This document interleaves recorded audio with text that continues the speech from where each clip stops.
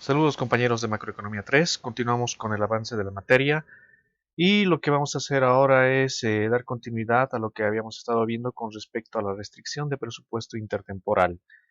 La continuación lo que hacemos es, a partir de la restricción de presupuesto para dos periodos, mostrar que efectivamente también esta es compatible con el esfuerzo laboral, debido a que el ingreso dado por la función de producción, la producción depende de,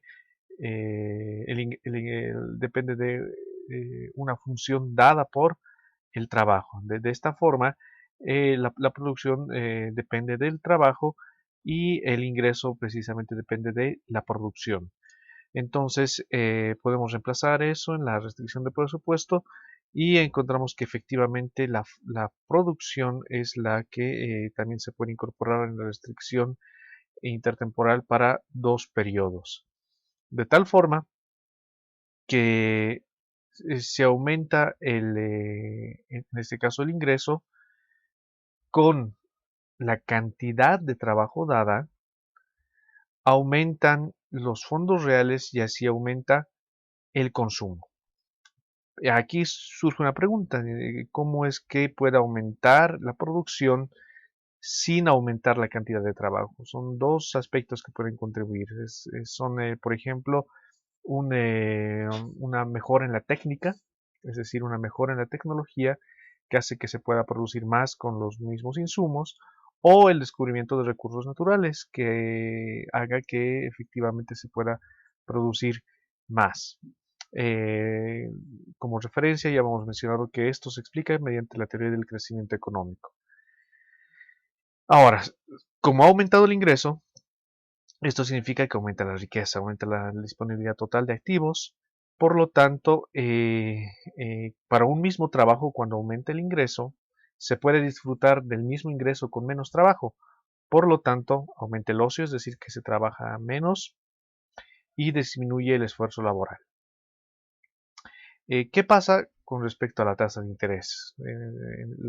Recordemos que la tasa de interés aquí está como factor de descuento que descuenta los ingresos futuros y el consumo futuro. Si aumenta la tasa de interés, resulta que ahorrar se hace más atractivo, de tal forma que en el futuro se deseará consumir más y en el presente se deseará consumir menos. Pero, ¿qué pasa con respecto al esfuerzo laboral?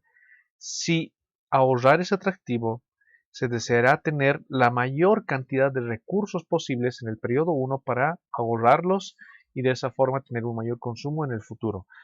Y la mayor cantidad de ingresos posibles se logra mediante el trabajo. Recordemos que el trabajo determina la producción y la producción determina el ingreso. De esta forma, si aumenta la tasa de interés, aumentará el esfuerzo laboral en el primer periodo con respecto al segundo periodo, de tal forma que se va a tener un mayor ingreso, ese mayor ingreso se lo va a ahorrar y se tendrá mayores rendimientos en el futuro. Continuemos.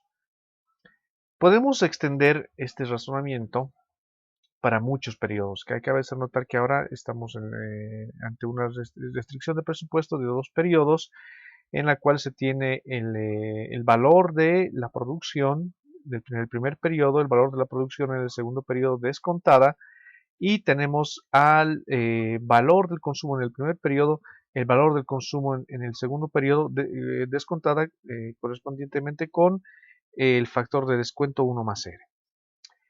Para hacer esta expresión válida para más periodos, se hace el procedimiento que ya habíamos empleado anteriormente, es decir, que vamos a especificar la restricción de presupuesto para el tercer periodo solamente, donde decimos que en el tercer periodo tenemos los ingresos laborales, tenemos los ingresos derivados del ahorro en el periodo anterior, es decir, los ahorros en el periodo B2, donde se tiene ya el principal y el rendimiento que se van a utilizar para el consumo en el periodo 3 y el nuevo ahorro en el periodo 3 en forma de bonos.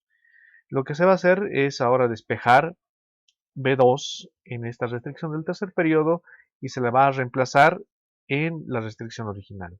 De tal forma que haciendo un poco de álgebra nos va a quedar esta restricción, la restricción en el periodo 3. Y lo que tenemos es una restricción intertemporal para 3 periodos, donde nos está diciendo que el ingreso del primer periodo más el valor descontado del ingreso del segundo periodo más el valor descontado del ingreso en el periodo 3 más la dotación inicial de bonos se emplea para consumir en el primer periodo, el valor descontado del consumo en el segundo periodo, más el valor descontado del consumo en el tercer periodo, más el valor descontado del ahorro en el tercer periodo. Así es como se emplea la restricción de presupuesto intertemporal y como podremos ver, para las decisiones de consumo se está tomando en cuenta los ingresos de todos los periodos, considerando que también se está tomando la decisión de consumo para todos los periodos. Pero esto se puede generalizar para el periodo J, es decir, pensemos que no queremos la restricción para el periodo 3, ni tampoco para el 4, ni para el 5, ni para el 6, queremos para más periodos. De tal forma que se puede expresar la restricción anterior hasta el periodo J. Podemos ver que el ingreso está hasta el periodo J y podemos ver también que el consumo también está expresado hasta el periodo J. De tal forma que J es el horizonte de planeación de la economía. Es hasta dónde, hasta dónde pretende vivir el agente representativo y de tal forma que va a considerar, va a planear su ingreso y su consumo en diferentes periodos de tiempo. Y esto nos da a entender que si efectivamente va a considerar todos sus ingresos, puede considerar aumentar el consumo presente a costa del consumo futuro, a costa del ingreso futuro. Quiere decir que si se sabe que hay ingresos en el futuro, bien puede traer esos ingresos al presente para aumentar el consumo presente y posteriormente ir pagando con los ingresos futuros ese consumo que ya lo hizo en el presente. De tal forma que una decisión racional de la gente será la de endeudarse. Eh, para los modelos de ciclo vital, recordemos que el ciclo vital es una especificación de los modelos de consumo. Se dice que J es el tiempo que una persona o un agente económico espera vivir. Es decir, que J sería la cantidad de años que una persona espera vivir. De tal forma que va a tener ingresos durante toda su vida y los va a repartir de tal forma que al inicio, cuando no tenga ingresos, pueda tener consumo. Después, cuando tiene ingresos, pueda ahorrar para pagar el consumo cuando no tiene ingresos y para financiar el consumo cuando esta persona se jubile y ya no tenga ingresos y viva de sus ahorros. De tal forma que J va a ser la cantidad de años que va a vivir como un ciclo vital. Pero se va a cumplir algunas condiciones. Como podemos ver en la restricción de presupuesto, solamente se incorpora la dotación inicial de bienes y también se incorpora el correspondiente ahorro en el último periodo. Pero veamos aquí en qué consiste este ahorro en el último periodo. Si esta gente planea vivir durante todos sus J años de vida,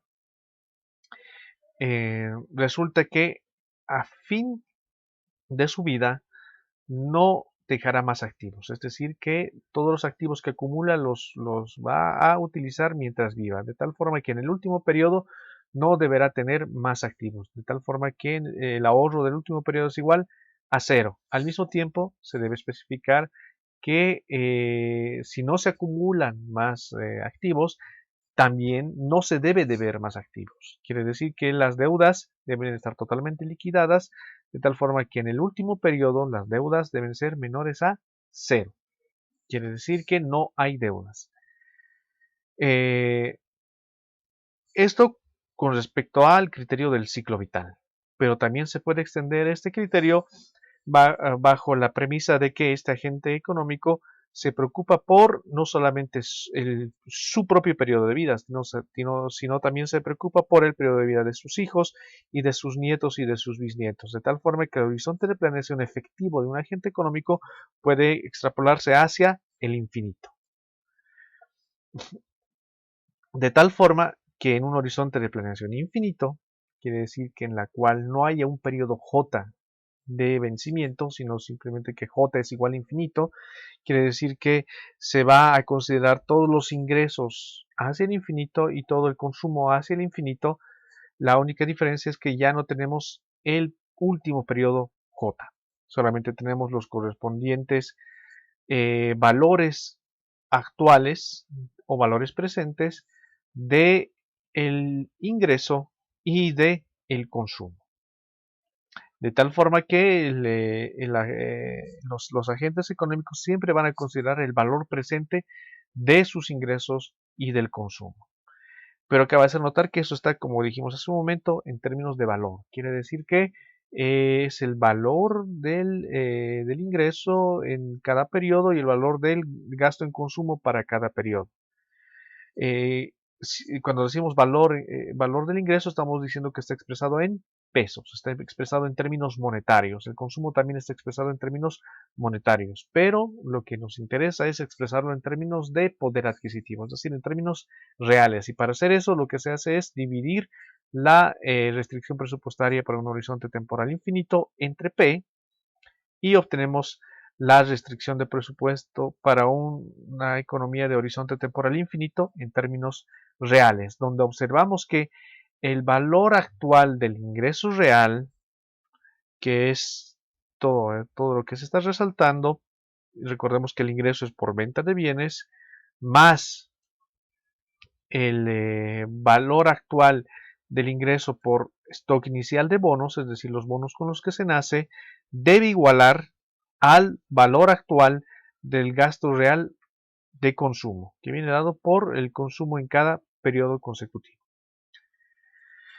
De esta forma, hemos expresado esta restricción de presupuesto que bien puede ser escrita en términos de esfuerzo laboral, en términos de 2 periodos, 3 periodos o más periodos, hasta J periodos o incluso hasta que la cantidad de periodos sea infinita. ¿Qué pasa en este contexto de muchos periodos con el efecto sustitución? Recordemos que el efecto sustitución tiene que ver con la elección de consumir en diferentes periodos de tiempo. Quiere decir que consumimos más hoy o consumimos más mañana. En general, cuando la tasa de interés aumenta, se desea ahorrar, debido a que el ahorro tiene un mayor rendimiento y por lo tanto es atractivo ahorrar. De tal forma que en general cuando aumenta la tasa de interés, el consumo presente disminuye en relación con el consumo en los demás periodos. Con respecto al esfuerzo laboral, habíamos visto por la restricción de presupuesto intertemporal con esfuerzo laboral, es que cuando aumenta la tasa de interés, conviene tener más ingresos en el periodo T, de tal forma que para aumentar los ingresos aumenta la cantidad de trabajo en T con relación a los demás periodos futuros, debido a que al aumento actual de la tasa de interés implica que los ahorros tienen un mayor rendimiento. Por lo tanto, yo deseo tener la mayor cantidad de ingresos para convertirlos en ahorro. Y para tener mayores ingresos hay que trabajar más. Debido a que, en conjunto, debido a que aumentó la tasa de interés, ha disminuido el consumo en el periodo presente y ha aumentado el trabajo en el periodo presente, se van a incrementar los ingresos. Sobre todo por la cantidad de trabajo y en general se aumenta la cantidad de ahorro, debido a que se consume menos y se tiene un mayor ingreso, pero lo que se junta de consumir menos y de trabajar más se dedica a el ahorro, debido a que la tasa de interés es atractiva. Por lo tanto, sintetizando, se puede decir que para la conducta optimizadora de los agentes que tienen decisiones intertemporales con respecto a consumo dados sus ingresos, un aumento en la tasa de interés conduce a un mayor ahorro. ¿Qué pasa con el efecto ingreso? Con el efecto ingreso debemos considerar en primer lugar que el efecto de los bonos, considerando que en el mercado, sumando todos los préstamos que se dan y todos los préstamos que se reciben, deben igualar a cero. Por lo tanto, si hacemos un promedio, cada agente económico en promedio tiene cero bonos. Entonces, por los bonos no viene el efecto ingreso. Eh, el efecto ingreso vendrá dado por el valor actual del ingreso. Quiere decir, la Y de la restricción de presupuesto, el ingreso que equivale a la producción, es el que va a determinar el efecto ingreso. Considerando que el factor trabajo permanece constante, es decir, por un esfuerzo laboral dado, las variaciones del ingreso se pueden deber a desplazamientos de la función de producción. Y eso es algo que hemos visto en, por ejemplo, la economía de Robinson Crusoe, que quiere decir que la función de producción se desplaza, es decir, se puede producir más con la misma cantidad de factores de producción siempre y cuando haya nueva tecnología o haya nuevos recursos naturales que hagan que se tenga un desplazamiento permanente de la función de producción. De tal forma que si se desplaza la función de producción, se va a obtener más ingresos, se va a producir más, se va a obtener más ingresos con una misma cantidad de trabajo, con un mismo esfuerzo laboral.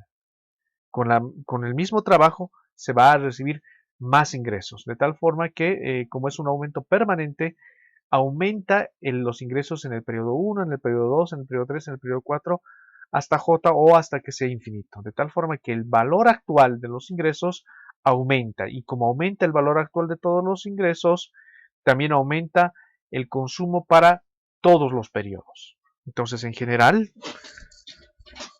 el consumo para una restricción de presupuesto intertemporal se comportará como un bien superior. ¿Qué quiere decir? Que si aumenta el ingreso, se consume más de ese bien. En todo caso, el consumo va a aumentar para todos los periodos. Y considerando que para un mismo esfuerzo laboral se obtiene más ingreso, para gozar de el ingreso anterior al desplazamiento de la función de producción, se puede incluso tener un menor esfuerzo laboral. Si trabajo menos, puedo ganar lo mismo que ganaba antes, porque la función de producción se ha desplazado y me dice que con el mismo esfuerzo laboral gano más.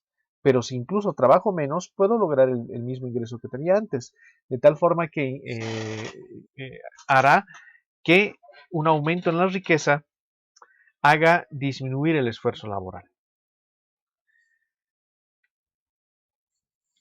¿Qué resultados podemos tener en función a lo que se está viendo? Lo que se puede tener es que variaciones permanentes del valor actual del ingreso real y aumenta el consumo de forma permanente. Quiere decir que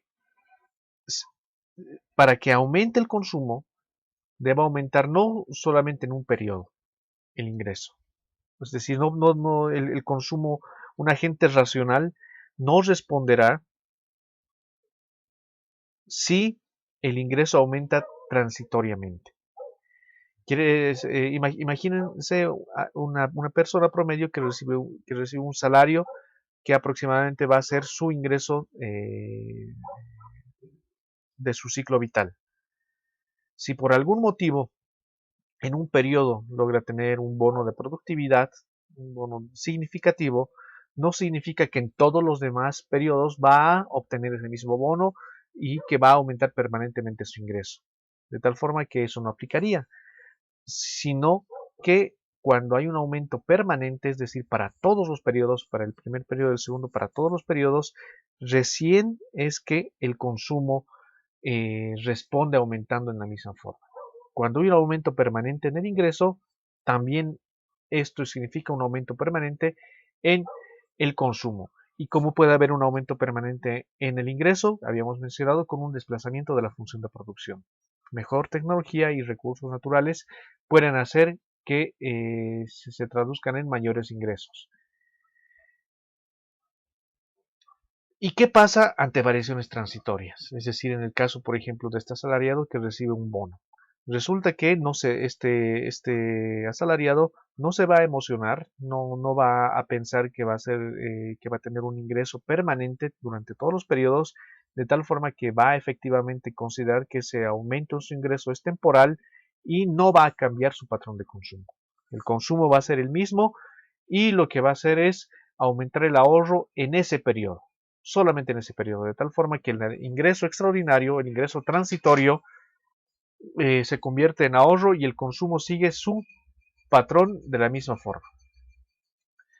Pero puede haber también un efecto ingreso, o podemos decir con respecto a la tasa de interés, porque la tasa de interés, si aumenta, la riqueza de los prestamistas, es decir, de quienes otorgaron el préstamo, aumenta, porque ahora recibirán una mayor tasa de interés por haber otorgado el préstamo.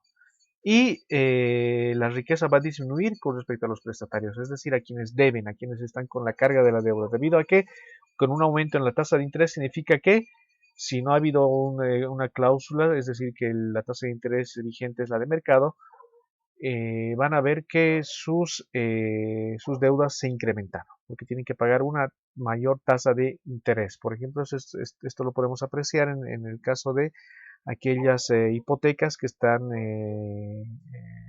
especificadas en términos de salarios mínimos. Cuando aumenta el salario mínimo, inmediatamente aumenta la hipoteca. Bueno, en este caso, si aumenta, puede significar una transferencia de riquezas entre prestamistas y prestatarios.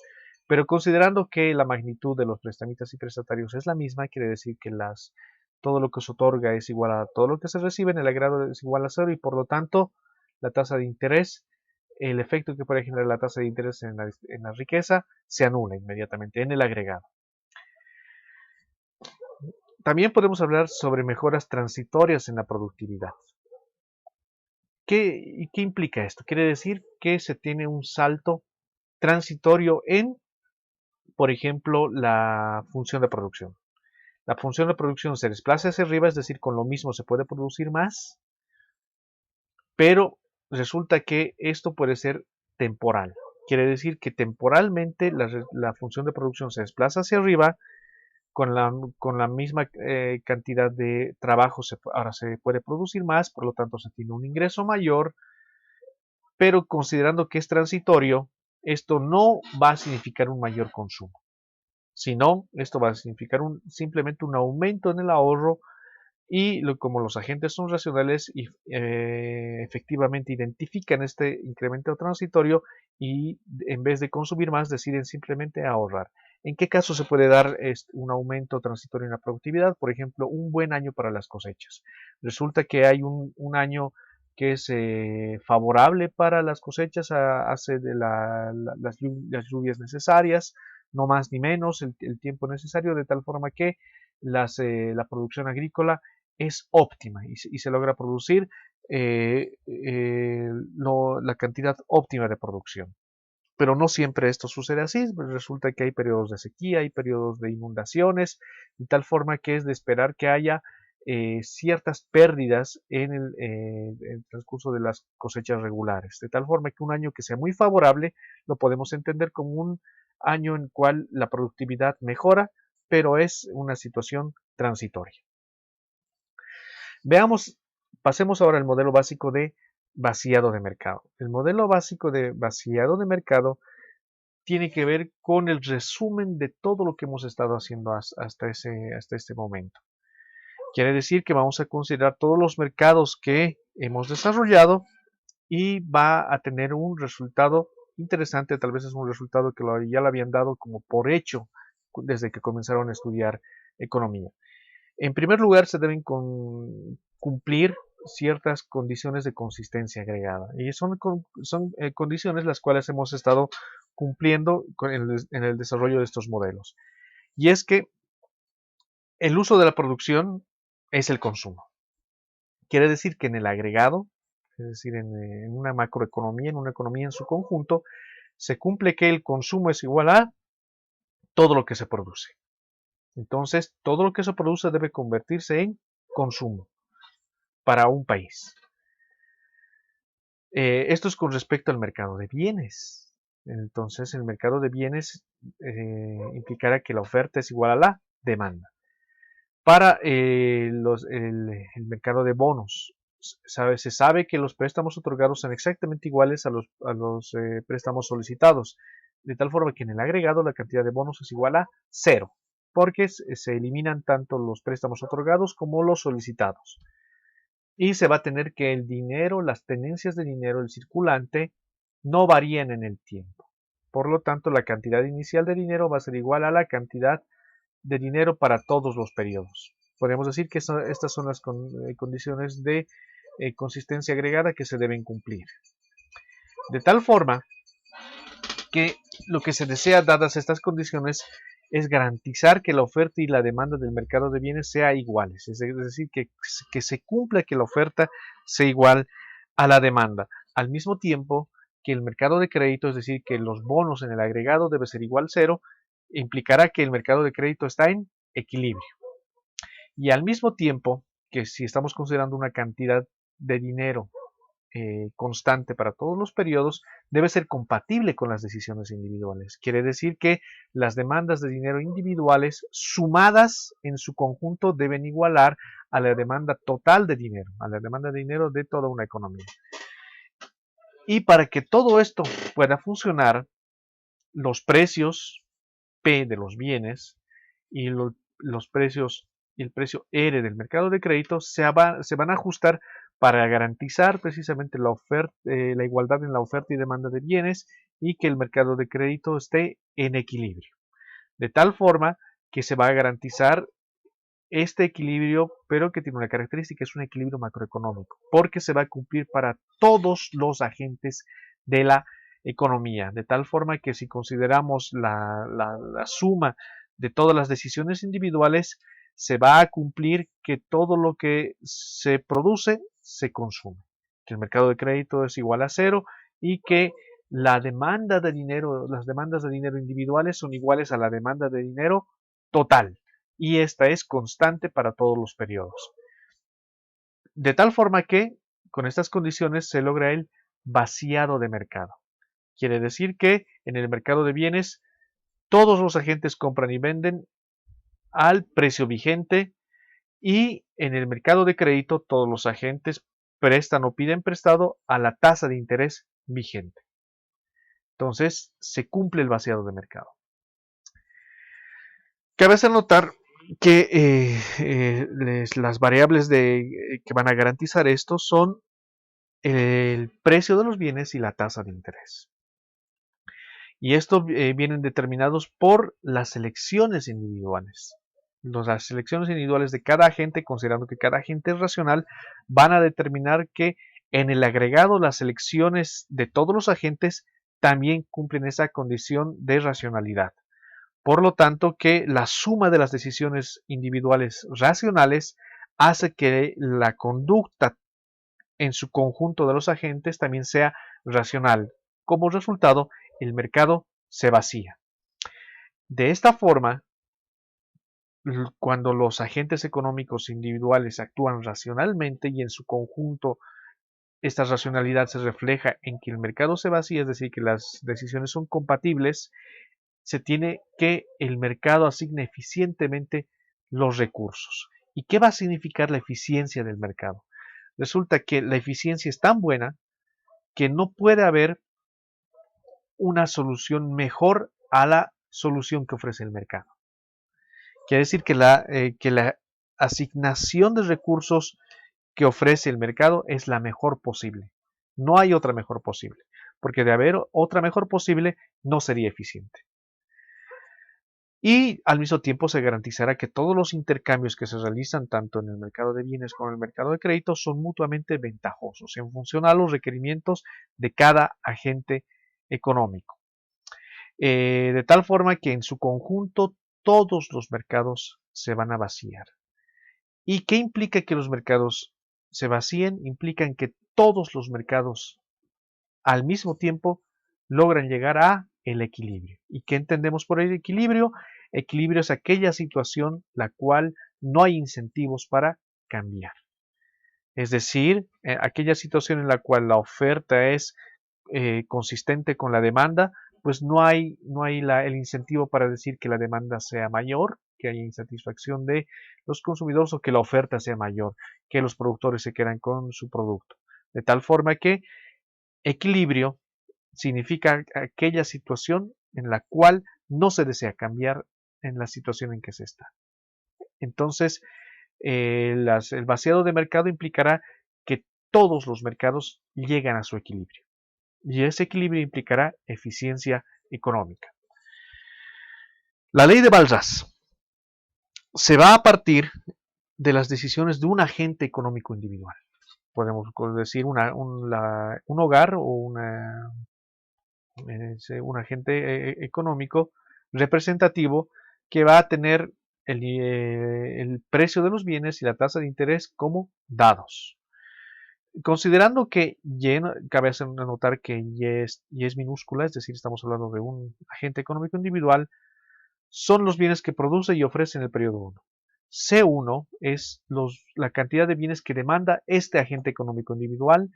B1 es la demanda de bonos de este agente económico individual y M1 es la demanda de dinero de este agente económico individual, considerando que B1 y M1 constituyen a la demanda total de activos financieros de este agente.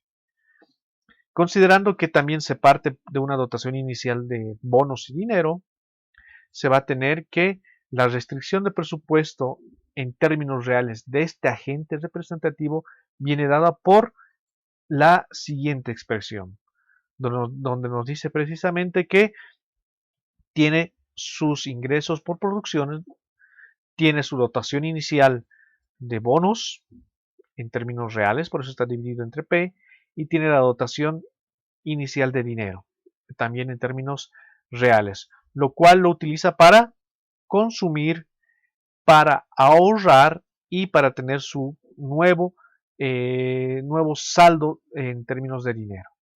De tal forma que tenemos nuevamente las fuentes y los usos, repasando los ingresos de este agente por producción, los ingresos por la dotación inicial de bienes y la dotación inicial de dinero, los cuales los utiliza para consumir en el periodo 1, para ahorrar en el periodo 1 y para tener una cantidad de dinero en el periodo 1.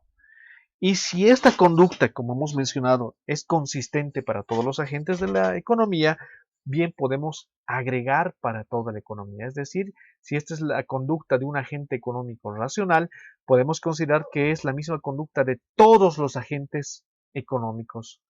Por lo tanto, se puede sumar esta restricción de presupuesto para toda la economía, considerando todos los agentes que viven en la economía, y tendremos la restricción de presupuesto para toda la economía, donde el ingreso total de la economía más la dotación inicial de bonos de la economía más la cantidad de dinero inicial de la economía se utiliza para el consumo de toda la economía, el ahorro de toda la economía y la cantidad de dinero que desea mantener toda la economía en su conjunto. Estamos allá ante una restricción de presupuesto macroeconómica.